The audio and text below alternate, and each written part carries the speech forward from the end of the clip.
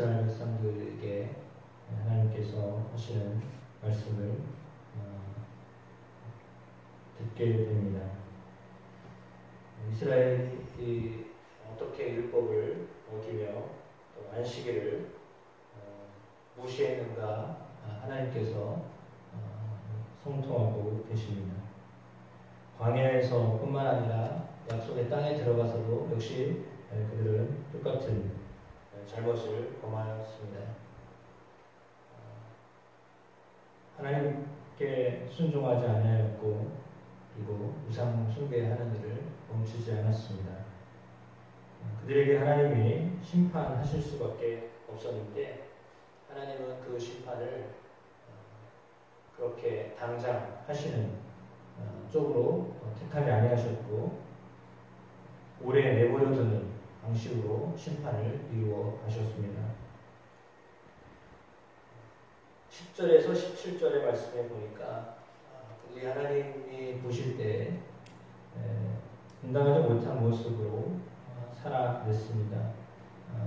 그럼에도 불구하고 하나님 그들을 광야에서 완전히 멸망시키지 아니하셨습니다. 그 이유는 그들을 구원하신 하나님의 이름이 있었기 때문이다 라고 하나님 그 이유를 말씀하고 계십니다. 물론 오늘 이 말씀이 나올 때 하나님께서 모세의 기도를 들으셔서 하나님이 크게 진노하셨을 때 모두 다 멸망하게 될 것 같았지만 하나님 모세의 기도를 들어주셨고 그가 하나님을 설득하였을 때 오늘 말씀처럼 하나님의 이름을 위하여 하나님의 이름을 더럽히지 않게 하기 위하여 그들을 그렇게 그곳에서 완전히 멸망시키지는 아니하셨습니다. 또 본문 가운데 우리가 생각할 수 있는 것은 하나님이 이제 직접 내가 그들을 애굽 땅에서 나와서 광야에 이르게 하였다라고 하는 그런 직접 화법을 사용하십니다. 내가 그들을 거룩하게 하는 여호와인 줄을 알게 하려고 12절에도 그렇게 말씀을 하고 있습니다. 내가 그들을 거룩하게 하는 여호와인 줄을 알게 하려고 내 안식일을 주어 그들과 나 사이에 표징을 삼았노라 라고 하였습니다. 하나님과의 사이에서 안식일을 주셨다라고 말씀하십니다. 이것이 이제 그들에게 하나님을 알게 하는 거룩한 하나님을 알게 하는 표징으로 삼으셨다라고 했는데 그 광야에서도 그랬고 가나안 땅에 가서도 역시 마찬가지로 그들이 16절에 보니까 마음으로 우상을 따라 나의 규례를 업신여기며 나의 율례를 행하지 아니하며 나의 안식일을 더럽혔음이라 이렇게 말씀합니다. 그러니까 하나님께서 주셨던 율례 10계명 이야기했죠. 10계명의 말씀을 그들이 따르지 않았는데 왜 그랬느냐 하면 그들이 마음으로 우상을 따랐기 때문이다 라고 했습니다. 하나님이 직접 모세를 통하여 주셨던 말씀인데 그럼에도 불구하고 보았던 그들이 하나님 직접 경험했던 그들조차도 하나님의 말씀대로 살지 살아내지 않았습니다.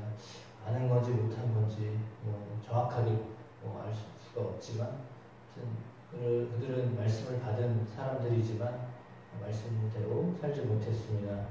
그리고 그들의 마음으로 우상을 따랐습니다. 물론 우리가 잘 알고 있듯이 모세가 하나님의 말씀을 받는 순간에 밑에서는 보이지 않았던 모세와 하나님 사이에 받았던 계명이 무엇인지 어떤 의미인지 깨닫지 못하고 밑에서는 보이는 하나님을 찾았습니다. 그래서 우리를 인도한 하나님을 만들라고 하여서 아론이 만들었던 형상 자체는 애굽의 신이었던 황소였습니다. 그래서 그들이 하나님을 기다려야 되는데 하나님을 기다리지 못하고 당장 보이는 그 우상을 만들어내고 그 우상을 자기들의 인도해낸 하나님이다 라고 생각하며 그 우상에게로 마음을 돌렸습니다. 하나님이 이제 그것에 대하여서 말씀하고 계신 것인데 또 그 이후로도 그들이 늘상 그렇게 보이는 우상을 따라서 하나님의 율례를 행하지 아니하고 안식일을 더럽혔다라고 하는 것이 하나님이 그들을 심판하실 수밖에 없었던 근거다라고 제시하고 계십니다. 그래서 하나님께서는 나의 율례를 따르지 아니하였던 그 조상들과 같이 그의 자손들도 역시 그렇게 그들을 조상을 따라갔다, 우상으로 스스로 이제 더럽혔다라고 말씀하고 계십니다. 하나님이 조상에게 그러니까 출애굽 1세대에게 말씀하셨던 대로 출애굽 2세대에도 말씀하셨지만 여전히 그들도 동일하게 그렇게 하나님의 말씀을 지키지 못했고 안식일을 지켜내지 못했습니다. 그래서 그들은 21절의 말씀처럼 내게 반역하여 사람이 지켜 행하면 그로 말미암아 삶을 얻을 나의 율례를 따르지 아니하며 나의 규례를 지켜 행하지 아니하고 나의 안식일을 더럽힌지라. 이에 내가 이르기를 내가 광야에서 그들에게 내 분노를 쏟으며 그들에게 내 진노를 이루리라 하였으나 역시 마찬가지로 내가 내 이름을 위하여 내 손을 막아 달리 행하였나니 내가 그들을 인도하여 내는 것을 본 여러 나라 앞에서 내 이름을 더럽히지 아니하려 함이니라 라고 반복하여서 이제 교육하고 계십니다. 출애굽 1세대에게도 하셨던 말씀을 출애굽 2세대에게도 동일하게 하셨지만 그들 또한 역시 마찬가지로 아버지 세대들이 했던 대로 이렇게 하나님께 집중하지 못했음을 알려주고 있습니다. 보니까 24절에 그들이 나의 규례를 행하지 아니하며 나의 율례를 멸시하며 내 안식일을 더럽히고 눈으로 그들의 조상들의 우상들을 사모하느며 이렇게 되어 있습니다. 그러니까 하나님이 삶을 얻을 수 있는 율례를 주셨다라고 했습니다.